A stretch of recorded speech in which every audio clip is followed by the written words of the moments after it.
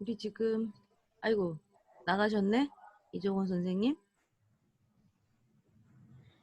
그럼 그냥 또 계속 설명을 드리도록 하겠습니다.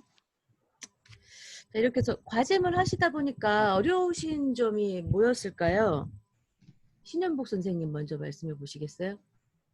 기본 뜻은 알겠는데요. 이거를 이렇게 논리적으로 서술하는 게 그게 그쵸, 그쵸. 어려워요.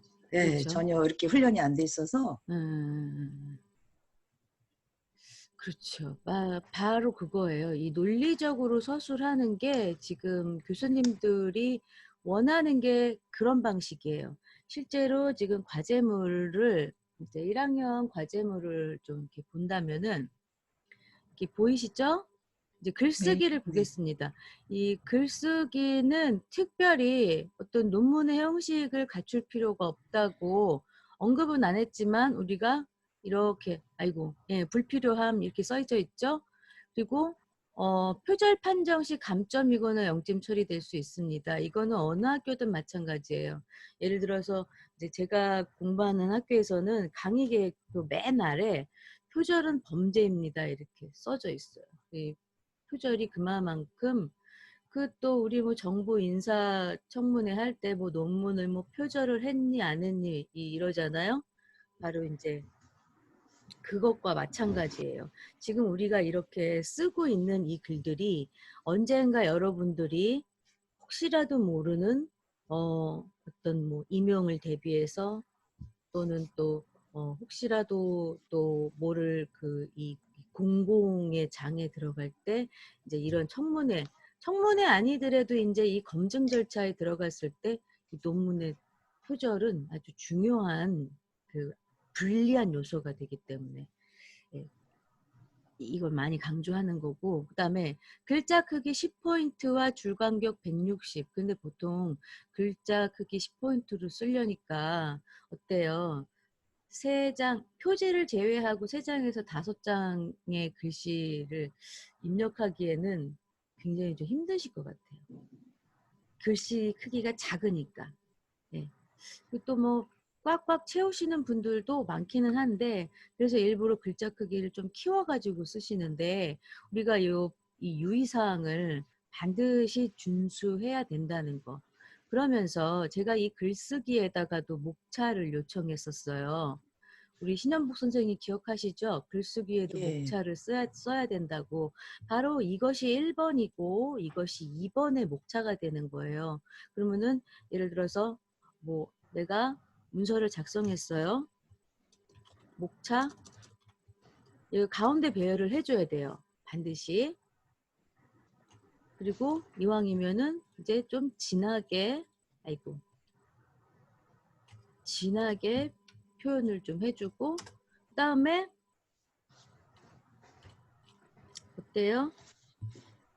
여기다가 이제 1번 나의 인생의 통관 의뢰. 이게 이제 1번의 제목인 거고 2번이 뭐였었죠? 우리 우리 동네. 동네. 예. 네. 우리 동네 뭐 어디 그런 거죠. 네. 이렇게 해가지고 목차를 가운데 배열 이렇게 해주시고 요런 정도의 글. 그런 다음에 1번 나의 인생의 통관 의뢰 이렇게 해서 막 이제 한 줄을 띄고 서술을 하기 전에 항상 들여쓰기를 합니다. 우리 국어책에 보시면 자 어디 볼까요? 제가 어떤 논문을 하나만 좀 꺼내 볼게요. 여기 있으려나?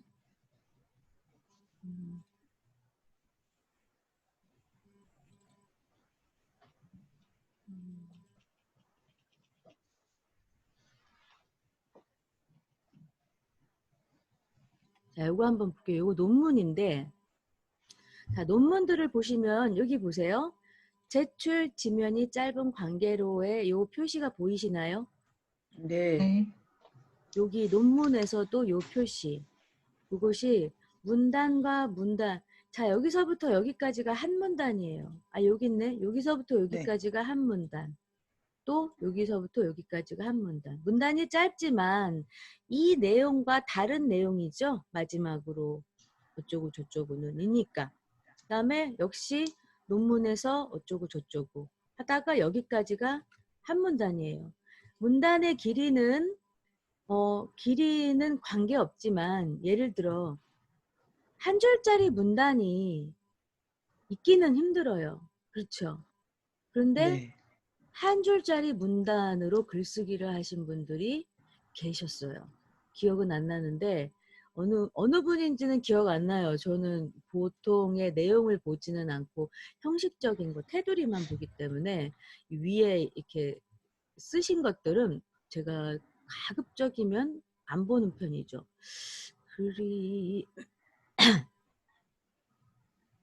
그리고 또 내가 어디를 보여드리려고 그랬더라. 네, 이렇게 해가지고 뭐 1번, 2번 이렇게 썼어요. 1번, 2번 이렇게 이제 내용을 다 썼어요. 다 문장을 완성하고 마지막에 3번 쓰세요. 3번에서 이 글을 쓸 때의 나의 느낌을 뭐 짧게 제목을 달아보죠. 어떤 제목이 나을까요? 글을 마치며 결론이지만 뭐 이거는 어떤 그 논문의 글이 아니기 때문에 어서 오세요.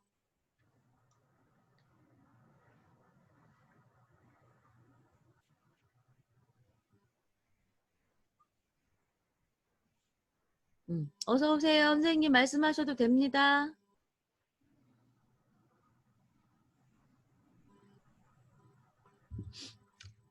아유, 제가 이게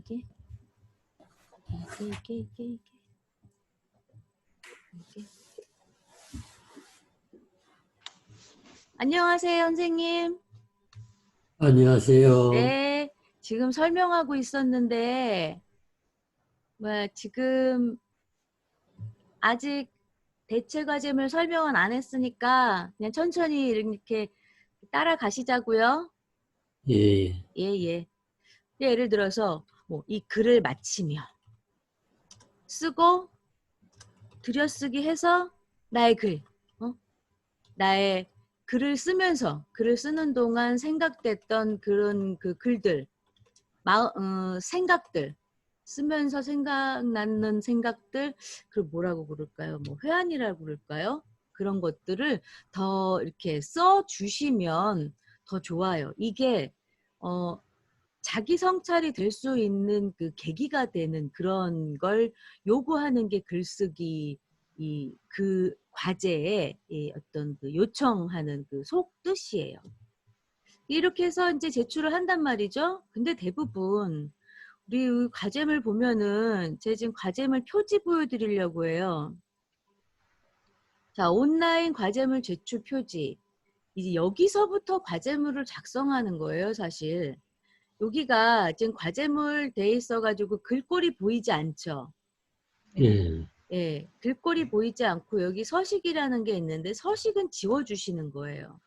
그리고 타이틀도 맨 위로 가지고 올라오시면 돼요. 그랬더니 어때 가운데 있던 게 제일 왼쪽으로 갔죠? 그럼 예, 그냥 마우스로 드래그 해주신 상태에서 다시 가운데 배열해 주시면 돼요. 음, 여기에 있는 한글 기능을 이용하시다 보면은 늘어요. 자, 이렇게 하고 이제 교과목은 글쓰기였어요. 글쓰기. 여러분 이제 학번 쓰시고 이름 쓰시고 연락처.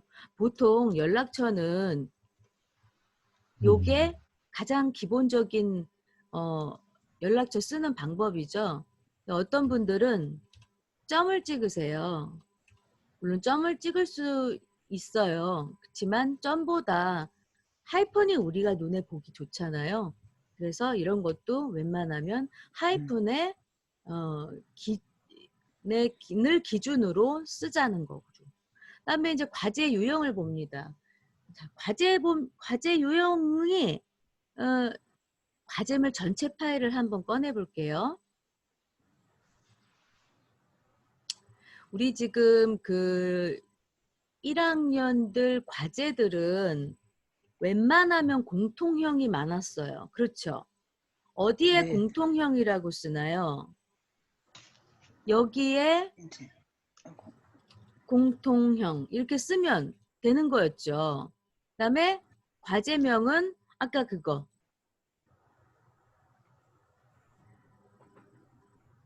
이것들이 다 과제명이죠. 이렇게 해서 여기에 써주는 겁니다. 이렇게. 그러면 이렇게 밖에까지 나오잖아요. 이런 건 이제 또 여러분의 신명조. 글꼴 선택해주고 그다음에 글씨 포인트 10포인트 이렇게 해주고 신명조로 아직 안 바뀌었어요. 자, 모든 글꼴의 신명조 여기 있네. 네. 그다음에 여기는 잡아 올려도 되고 이런 상태에서 여기에 맞춰서 얘네들을 끄집어 들여주면 돼요. 이렇게. 아이고 거꾸로 했다. 이렇게 들여내주면 돼요. 아니면 전체적으로 얘네를 이렇게 들여와도 되고요. 이게 좀 보기 좋죠? 네. 이게 좀 보기 좋고 과제명이 너무 길다 할 땐 이런 정도 융통성은 있어도 돼요. 제가 어떻게 했어요? 이렇게 했죠? 여기는 이제 요것과 맞물리니까 얘네들이 이렇게 들어오면 되겠죠. 이렇게. 그 다음에 어떤 학우님은 이거 지우는 거 무서워해요. 이거 지우셔도 됩니다. 그런 다음에 이게 지금 글꼴 크기가 12포인트예요. 우리 이 위치에다가 뭘 쓸 거냐면 목차라는 걸 쓰게 됩니다. 그렇죠? 목차라는 걸 쓰게 네. 돼서 가운데 있게 하고 그 다음에 제목 쓰죠? 1. 나의 인생의 통관 의뢰 이렇게 하고 2번 우리 동네 본박동 이렇게 또 3은 글을 마치며 이렇게 하고 이렇게 하는데 이게 지금 가운데 배열이다 보니까 어때요? 글이 짧으면 짧을수록 가운데로 배열이 돼 있죠. 사실 정확하게 목차 만드는 방법은 이렇게 하는 건 아니에요. 이렇게 하는 건 아니지만 이렇게 하면서까지 그리고서 이제 점점점 점점점점 나의 통관 의뢰는 몇 페이지에 있을까요? 2페이지. 다음에 점점점점 서로 같이 어때요? 이렇게 해주고 뭐 3페이지. 그다음에 글을 마치면은 마지막 페이지에 있겠죠? 우리 마지막 페이지를 몇 페이지로 할까요? 5페이지? 이렇게 하면 어때요? 나중에 먹고 살고 아니 너 소리 흥좀 배우는 거지. 학부를 먼저 하고 싶어가지고. 자, 근데 김수엠, 페리 있을 텐데 왜 페리를 안 나 불렀어 이 사람. 김수엠 투표입니다. 안녕하세요. 네, 저기 김수엠 주변 소리가 다 들려요. 네, 음소거하겠습니다. 예. 내 목소리는 들리니까 잘 들어주시고요. 요즘 목차 만듦. 이렇게 하니까 이게 가운데 배열인지 아닌지 확인 어때요? 확인이 되면서 왜 문서의 가운데 있잖아요. 얘네들과 얘네들 이렇게. 그래서 목차 정도는 뭐 한 11포인트 정도 주어도 됩니다. 자, 그리고 약 2줄 정도 떼어줘요. 2줄 정도 떼어지고 본론으로 이제 들어가면 되죠. 1. 나의 인생의 통관 의뢰. 자, 이런데 이게 지금 자, 엔터 한번 칠게요. 통관 의뢰가 글씨 포인트가 11이에요. 제목은 본문의 글씨 포인트는 10포인트이면 좋고 그 외 제목들은 11에서 12포인트 정도면 준수합니다. 그리고 이렇게 해서 진하게 하셔도 되고요. 자, 그 다음에 문단의 첫 문단은 어떻게 한다고요? 문단의 첫 줄 들여쓰기 하는 거죠. 그러면 이제 제가 이 문단 모양은 어디 있느냐? 여기 있어요. 근데 어디 메뉴에 있느냐? 여기 편집 메뉴에. 제 마우스 보이시죠? 네. 마우스 움직이는 거 보이시죠? 네. 예. 요 편집 메뉴의 문단 모양을 보시면 들여쓰기, 내어쓰기라는 게 있는데 우린 보통 첫 문단을 보통 들여쓰기 하죠. 이렇게 해서 10포인트 글씨 됐죠? 그리고 여기서부터 뭐라고 쓰는 거예요. 그러다가 이렇게 막 썼어요. 이렇게 막 쓰는데 잠깐만. 이렇게 막 쓰는데 한 줄이 다 됐어요. 그거 어떻게 해요? 엔터를 치나요? 아니면 그대로 입력해도 되나요? 그대로 입력합니다. 왜냐? 그대로 입력해야지만 첫 문단의 시작을 알고 마지막에 문장의 끝을 알려주고 엔터키를 치면은 어때요? 다시 들여쓰기로 엔터가 되는 거예요. 이제 문단이 바뀌는 거예요. 이렇게 해서 과제물을 작성하시는 거예요. 그 표지에 보면은 아까 이하 작성하고 여기 보면 요것도 못 지우고 그냥 제출하시는 분이 있어요. 요거 반드시 지워야 됩니다. 자, 그리고 보면은 여기 보기 메뉴에 문단 부호와 조판 부호를 눌러보세요. 그러면 자, 쪽번호 위치라는 조판 부호가 보이고 문단 부호는 글을 쓰면서 엔터키를 쳤던 것들이 보입니다. 그러면 이 문서는 내가 입력한 줄은 여기까지인데 여기 엔터가 막 이렇게 쳐져 있어요. 그렇죠? 나중에 여러분들 모르고 문단은 여기서 끝났어요. 레포트는 여기서 끝났는데 이상하게 한 장이 더 늘어나 있어요. 그러면 어떻게 해요? 이걸 의심하셔야 돼요. 요것도 문서 크기에 속해요. 문서 크기에 속하면서 빈 공페이지를 주는 건 여러분이 일단은 좀 미숙함 이런 것들이 보여서 1학년이니까 그냥 봐주자 이런 교수님도 계시지만 그래도 우리 방송통신대에 들어오시는 분들은 사회생활도 많이 하시는 분들이고 하는데 이런 거는 사회생활에도 많이 하지 않을까 하면서 이 정도 못하시면 안 되지 하면서 감점하시는 분도 있기는 있어요. 그렇지만 1차 제출 기한 안에는 이런 것들이 조금은 용서가 될 거라 생각합니다. 대신 어때요? 지워주시는 게 좋다는 거죠. 자, 이렇게 해가지고 어때요? 이 표지 용지를 이용해서, 이 표지 파일을 이용해서 한 과목에 과제물을 작성합니다. 다 작성을 했다고 치자고요. 어떻게 해요? 저장을 해야 되죠. 근데 지금 이 파일의 제목은 뭡니까? 서식일 온라인 과제물 제출용 표지예요. 그럼 내가 이거를 지금 글쓰기라는 과목의 이름으로 파일 이름을 저장하려니까 어때요? 다른 이름으로 저장해야 되는 거예요. 이거는 4학년 2학기 때까지도 똑같아요. 이렇게 해서 다른 이름으로 저장해가지고 뭐라고 저장하면 되나요? 글쓰기, 과목명, 그 다음에 학번. 자, 학번 201222 이러고 저장하면 어떻게 해요? 이게 올바른 저장 방법이라는 거죠. 자, 이렇게. 그래서 이제 제가 저장한 파일을 가지고 와볼까요? 여기 있네요. 이렇게 해서 글쓰기 과목 제출은 이렇게 제출한다는 거죠. 자, 그러면 이제 여러분들은 어차피 컴퓨터의 이해와 사회복지학 개론과 글쓰기 과목은 다 제출하신 상태예요. 그쵸? 우리 이정원 선생님 과제물 다 제출하셨죠? 과제물 다 제출하셨나요? 안 들리세요? 아, 이정원 선생님 아니시네? JS.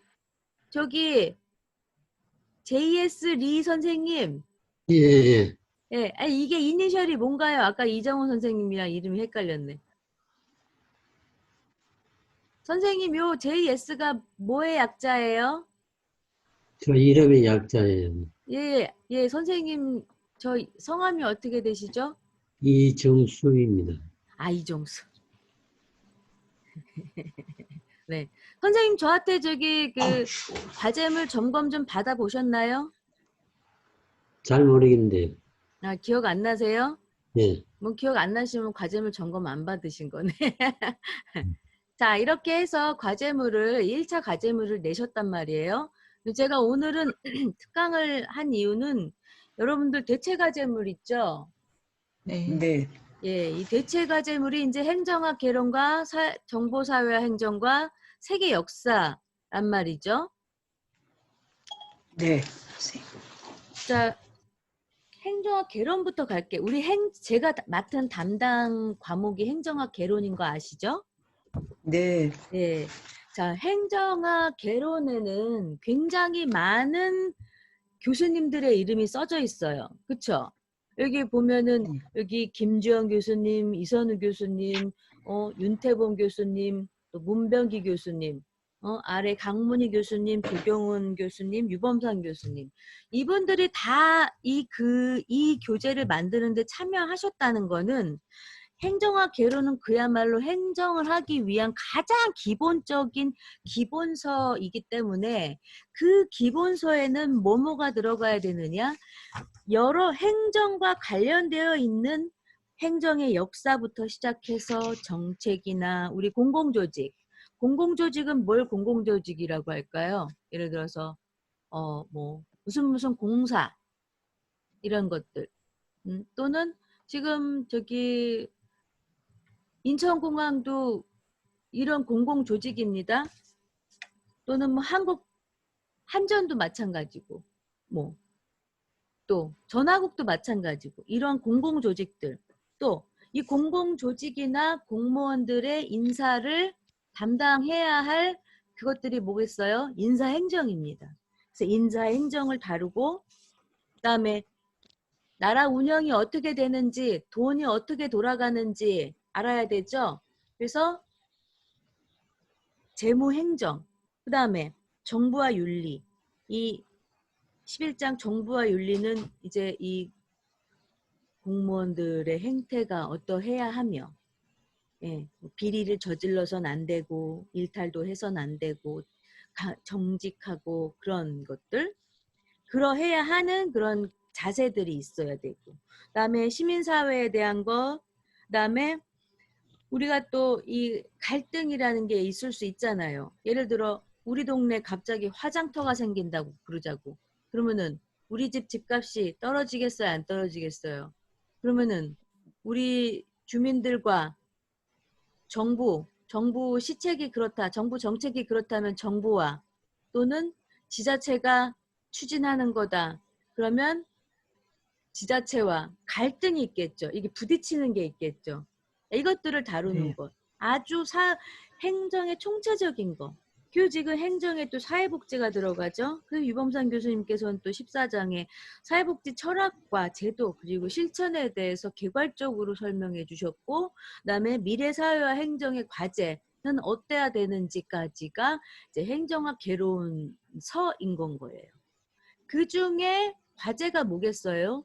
교재 1, 3장 및 해당 범위 멀티미디어 강의를 보고 행정의 정의와 행정 이념에 대해서 설명하시오 했습니다. 자, 1, 3장을 한번 봐볼까요? 1, 3장, 1장이 행정이란 무엇인가고 3장이 정책과 정책 과정입니다. 정책의 의의와 정책 과정은 가장 포괄적인 의미에서 우리 정책 과정이 어때요? 정책 과정이라고 생각하지 말고 내가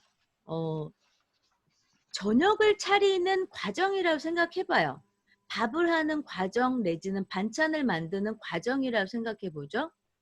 그러면은 정책의 과정이 쉽게 생각이 날 겁니다. 그러면은 실제로 교재의 정책의 의의와 정책의 과정에 대해서 한번 좀 들어가 보자면 61쪽을 한번 같이 펴보실까요? 61쪽에 보면은 정책의 의의서부터 나왔어요. 저기 울산 지역대인가 어디 지역대인가 경남인가요? 하여튼간 어떤 지역대학 오픈 카톡방에서 정책의 의의가 뭐냐고 물어보는 그런 그 카톡방에다 그렇게 글을 올리셨는데 그거는 나 답 좀 알려주세요 하는 거라 그 하시면 안 되는 거예요. 그리고 그게 어디 있는지 모르신 것 같아서 알려드리니까 아 알겠다고 이제 마침 예, 말씀을 하시더라고요.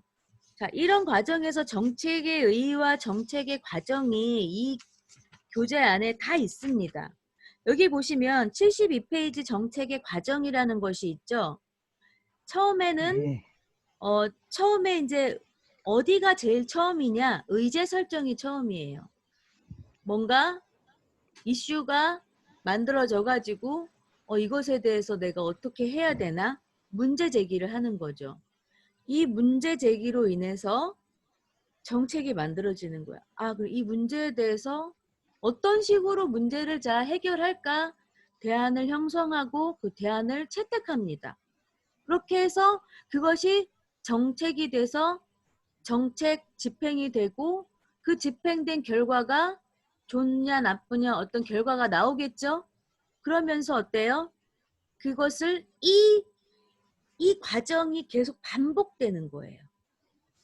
환류라고 하는데 환류는 영어로 피드백이라는 의미입니다. 왜냐?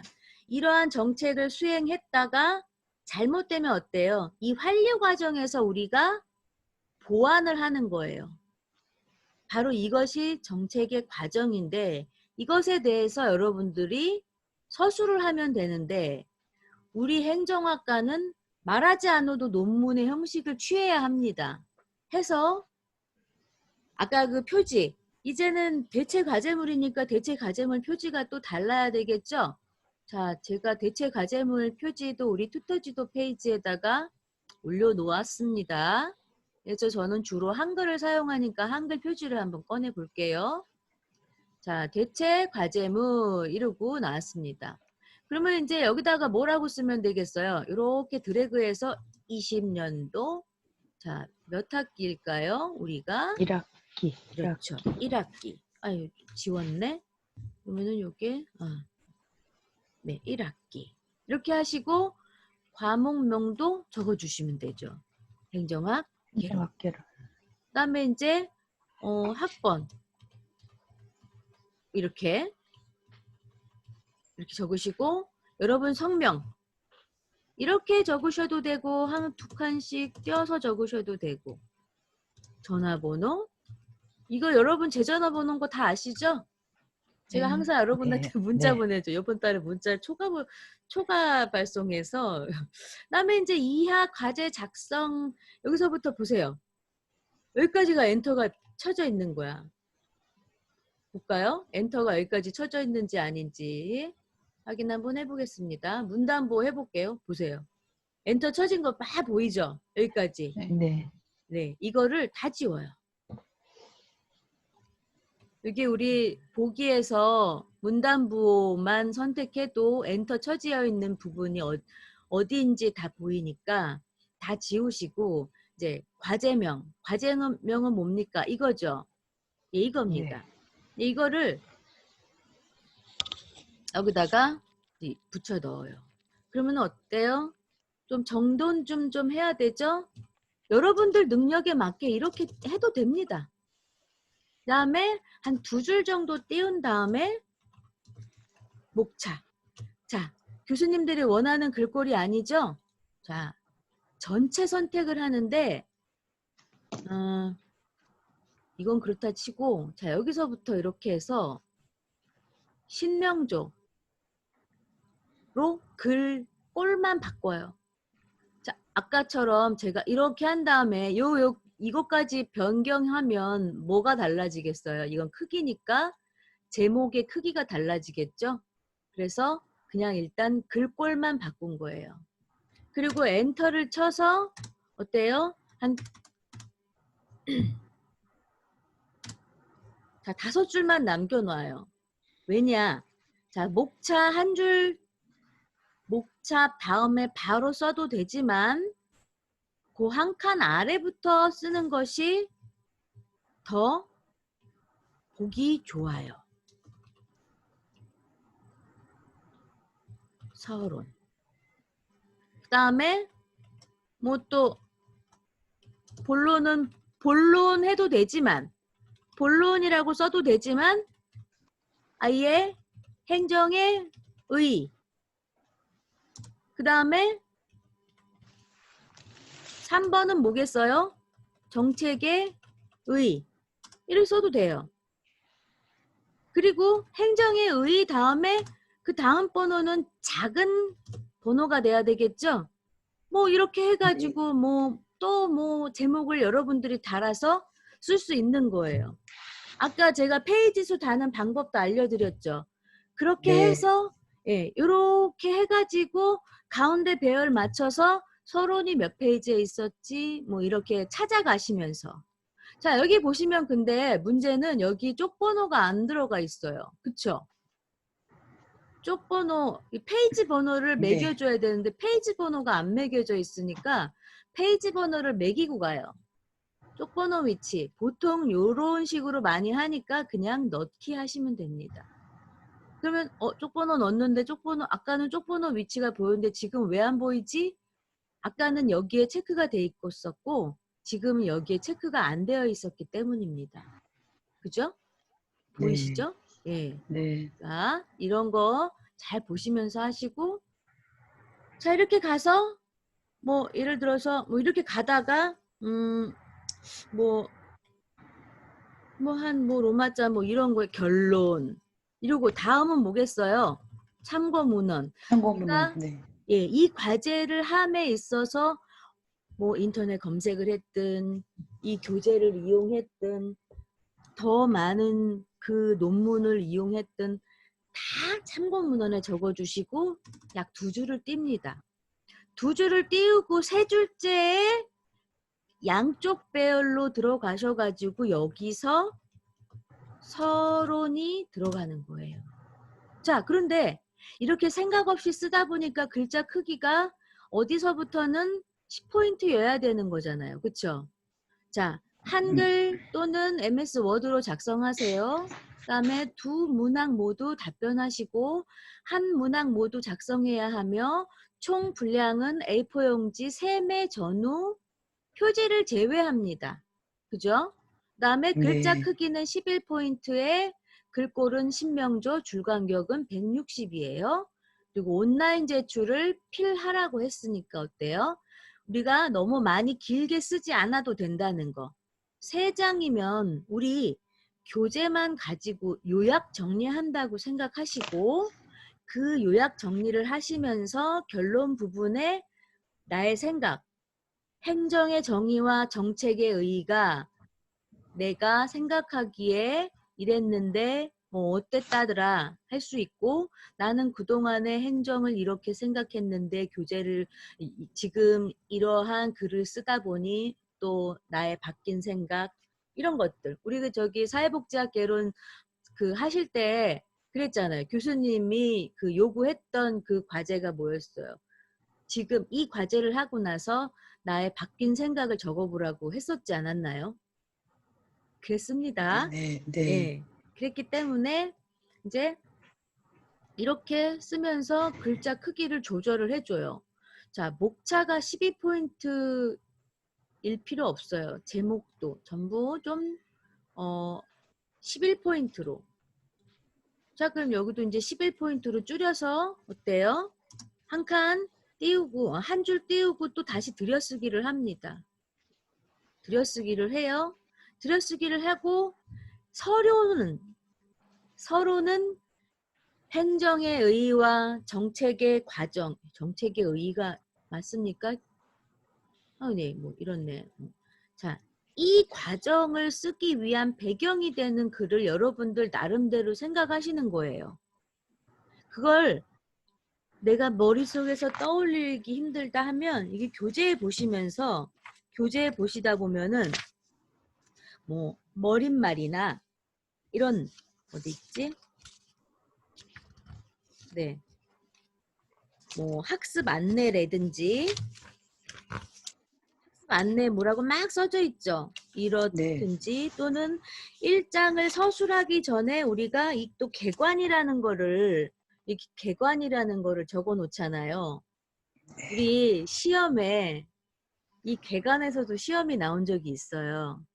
왜 교재를 구석구석 봐야 된다는 거예요.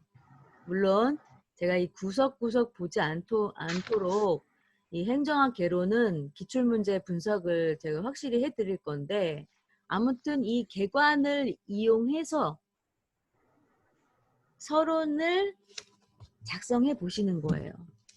그러면서 마지막 줄엔 어떻게 씁니까? 이에 행정의 정의와 행정의 이념 그리고 정책의 의의와 정책 과정까지 설명하도록 하겠다.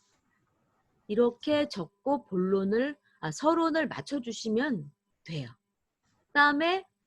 그 다음에 이제 본론으로 들어가죠. 본론으로 들어갈 때 네. 바로 본론이라는 이름 안 달아도 되고 행정의 의의 아니고 정의였군요. 행정의 정의서부터 이렇게 가다가 이제 바로 행정의 정의 이렇게 본론 정말 그야말로 본격적으로 들어가도 됩니다. 이렇게 하다 보면은 문장이 메꿔지겠죠. 자, 여기서 우리 교수님들은 지금 11포인트를 요구하셨으니까 전부 다 11포인트로 서론서부터 참고문헌까지 다 쓰자고요. 그러면 본문의 문장과 제목이 되는 이런 것들과 잘 구별이 안 되죠. 그럴 땐 제목이 되는 것들은 좀 진하게 표시해 주면 됩니다. 여기 진하게 해주는 게 있죠.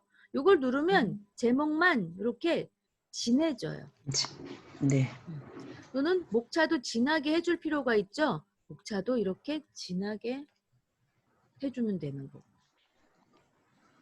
이렇게 해서 문서를 작성하고 자, 참고문헌 보겠어요. 참고문헌 제가 자료실 가서 볼게요.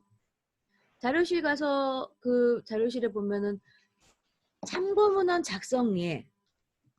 여기 보면 또 참고문헌 작성 방법도 있죠. 자, 참고문헌 작성예. 우리는 계열이 사회과학 계열이에요. 우리 행정학과는. 그렇기 때문에 이 사회과학에 맞는 형식의 참고문헌을 써줘야 되는 거예요. 그럴 때 우리 이 교재를 뭐라고 하느냐? 단행본이라고 해요. 그렇게 해서 단행본은 이렇게 씁니다. 자, 그럴 때 우리의 단행본의 참고문헌은 어떻게 씁니까? 자, 이렇게 쭉 갑니다. 참고문헌 작성해 볼게요. 참고문헌은 번호를 달아도 되고 안 달아도 돼요. 자, 참고문헌 쓰고 좀 구분이 될 만하게 자, 제가 지금 뭘 했냐면은요. 잠깐만요. 자, 글머리표 문단번호. 이게 어디 있느냐. 글머리표 문단번호가 편집에 있을까요? 어디에 있을까요?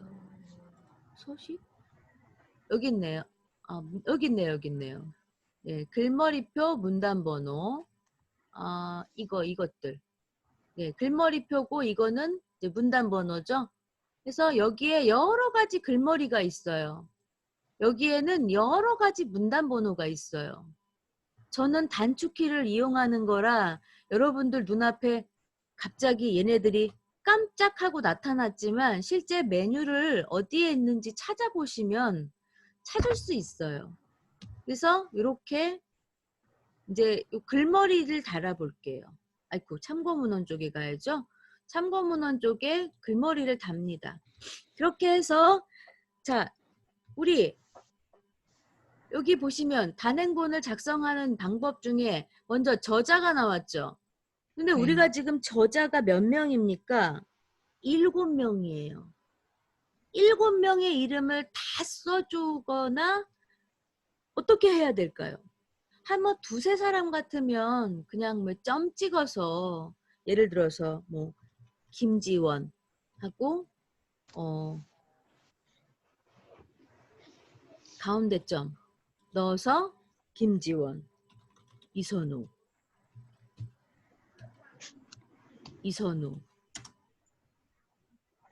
윤태범 이렇게 하고 몇 년도에 작성이 되어 있습니까? 이게 예를 들어서 여기 1999년이라고 치자고요.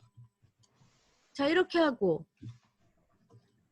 행정학 개론 요즘 진학이가 되어 있는데 이거 진학이 안 하셔도 돼요. 자, 행정학 개론 그 다음에 어떻게 해요? 한국방송통신대학교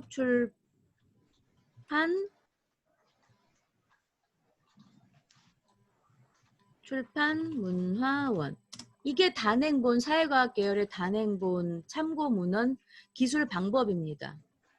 근데 지금 보시면 우리는 몇 사람이라고 했어요? 7명이죠. 그럴 땐 그냥 김지원 외 7명 이렇게 적으셔도 무방합니다.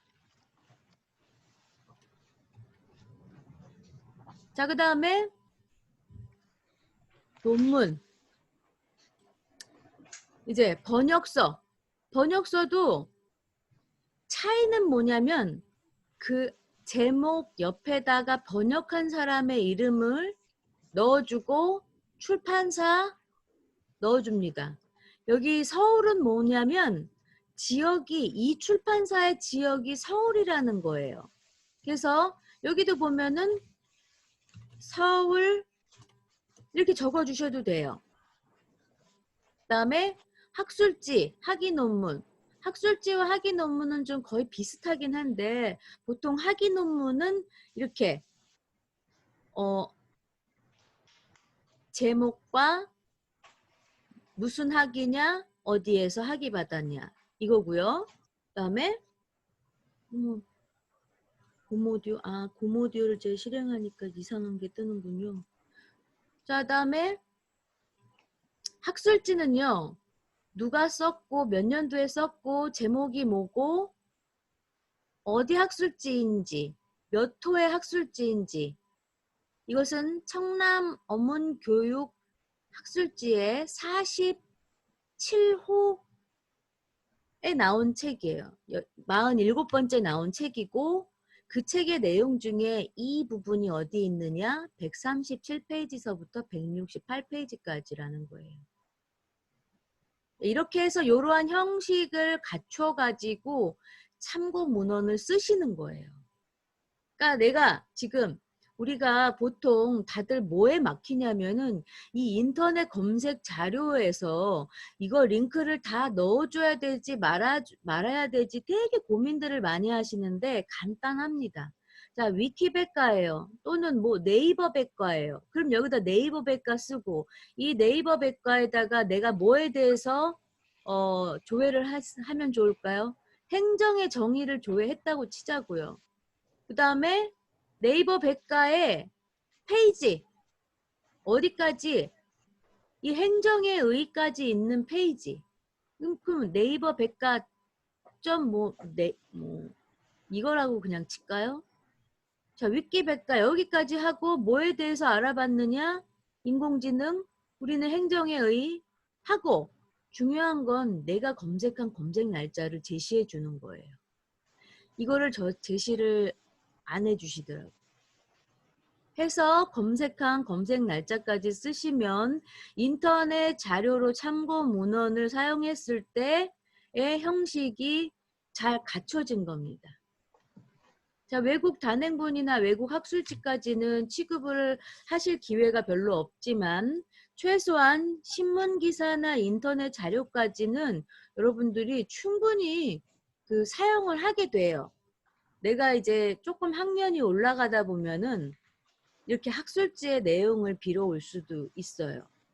학위 논문의 내용을 빌어올 수도 있고 또 신문 기사의 내용을 빌어올 수도 있고 그냥 그에 대한 형식을 잘 갖추는 것이 우리가 해야 할 일이에요. 우리 교수님들은 이 사람이 얼마나 형식을 잘 갖췄는지 먼저 보십니다. 그 다음에 이제 내용을 보시는 거죠. 자, 이렇게 해서 형식을 잘 갖춘 이 교재가 다 작성이 됐어요. 그러면 또 어떻게 저장합니까? 이 지금 표지 파일에다가 그대로 작성을 했기 때문에 저장을 다시 해야 되겠죠. 그럼 네. 파일에 다른 이름으로 저장하기, 그 다음에 어때요? 자, 폴더는 여러분들이 이제 마음대로 선택하시는 거고, 과제물 교과명이 이제 행정학 개론이었죠? 개론, 콤마, 네, 학번. 쓰고 저장합니다. 그러면 저장한 거 확인 한번 해봐야 되겠죠? 자, 폴더를 열어서 다시 한번 꺼내봐요. 내가 잘 작성했나? 오, 잘 작성했군. 이렇게 해서 제출을 하게 되는 거예요. 근데 제출하는 곳이 이제 달라지겠죠? 자, 네. 여러분들 이 맞춤 화면이라는 거, 이 맞춤 정보. 자, 제가 이제 방송통신대 이제 홈페이지에 갔어요. 자, 맞춤 정보 보기. 이거는 정말 여러분들 개개인한테 맞춰진 정보예요. 그래서 만약에 내가 출석 대체 시험을 신청했는데 출석 대체 과제물을 신청하지 않았다 하면 여기 학생화면, 저는 이제 여러분들이 하면은 이 학생화면을 통해서 알 수 있는데 여기에서 뭐가 달라지냐면은요. 이것들이 달라집니다.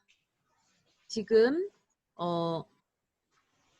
이 홍길동이라는 이 이름으로 지금 우리가 학생이라고 치고 이 사람이 어떤 수업의 유형을 신청했는지를 볼 수가 있어요. 이게 여기에 보시면 이분은 이런 자, 이것은 과제물 제출 과목이고 이거는 출석 수업입니다. 네, 조금 내려가요. 그랬더니 이 사람이 출석 수업을 못 나가서 대체 시험을 신청했네. 근데 보면 대체 과제물이 있어요, 없어요? 이 사람이 지금 신청했어요, 안 했어요? 신청을 안 했어요. 없잖아요. 출석 수업 했고 대체 시험. 그 중에 하나는 출석 대체를 했고 대체 과제물을 신청하지 않았어요. 그렇죠? 그런 상황에서 우리는 뭘 중요하게 생각해야 되냐면 제출 단추가 없다는 거예요. 그럼 여러분은 수업의 유형을 대체 과제물로 바꿨죠? 바꿨으면 뭐가 보이냐? 이 중에 하나 그 어떤 단추들이 대체 과제물 제출로 바뀌어 있을 거라고요. 이해 가십니까? 네, 바뀌어 있는 거 확인했습니다. 아, 그러셨어요? 예. 네. 예. 그러면 거기다가 제출을 대체 과제물은 거기다가 제출하시는 거예요. 이렇게 해서 예를 들어서 내가 여기 지금 이게 대체 과제물 단추다. 그럼 이걸 누르는 거예요. 이걸 눌러가지고 제출을 하게 되는 거죠. 자, 제출을 하게 되는 그 절차는 이제 지난번에 겪어보셨으니까 제가 되풀이 안 해도 될 것 같은데 시간이 지금 촉박합니다. 한 시간밖에 안 만들어놔가지고 예, 괜찮으시겠어요? 네. 자, 그러면은 지금 한 3분 남았는데 그 질문을 한번 받아볼까요? 네, 교수님 혹시 홈페이지에서 이제 예, 예. 글쓰기에서 이상진 교수님 홈페이지 가라는데 그걸 찾질 못했어요. 이상진 교수님 홈페이지, 그러니까 그 외에 다른 교수님들 홈페이지 가는 방법을 좀 알려주세요. 자, 일단 근데 뭐 글쓰기는 이미 지났는데 예를 들어서 네, 혹시 우리 다른 교수님 우리 홈페이지. 행정학과 교수님들 페이지를 한번 가볼까요? 그 잠깐만 그 뭐지?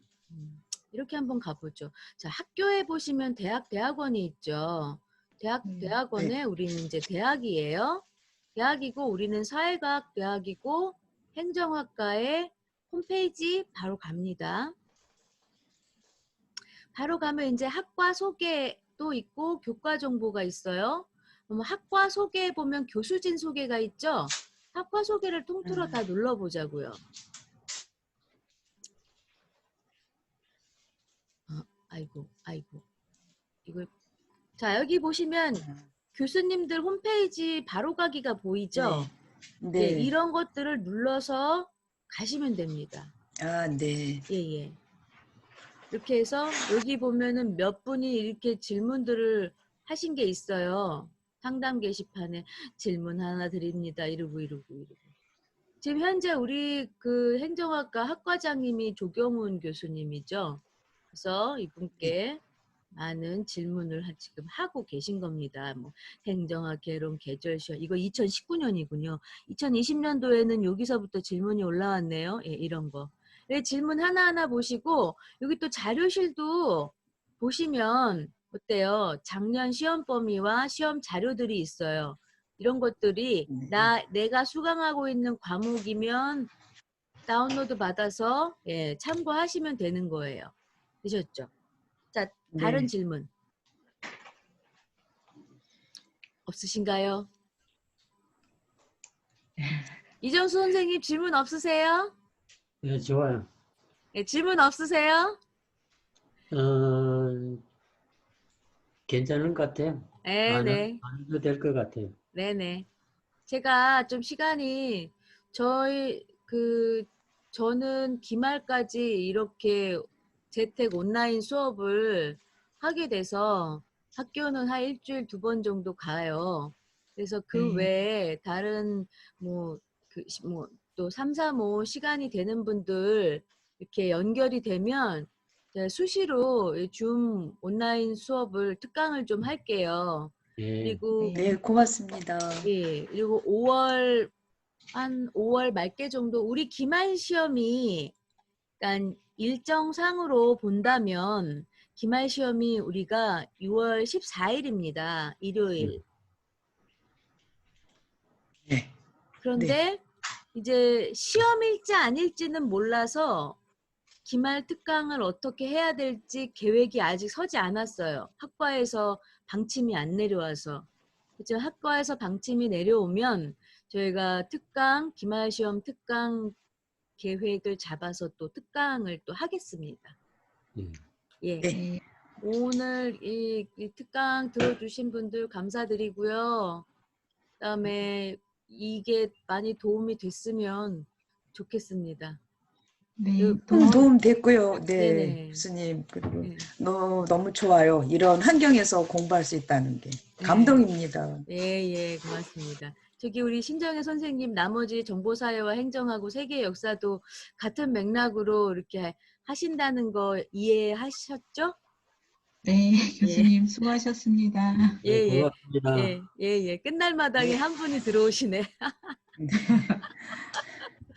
제가 이 1시간 동안 이 강의를 하겠다고 해놔가지고 지금 아마 1시간이 지나면 아마 우리가 튕기거나 그럴까요? 뭐 그런 것 같지는 않을 것 같은데 아무튼 네, 예. 지금 오신 분들 저 빼고 4분 아유 고생 많으셨습니다. 감사하고요. 예. 마저 휴일 잘 보내세요. 네, 고맙습니다. 예, 수고하셨습니다. 안녕히 계세요. 감사합니다. 예.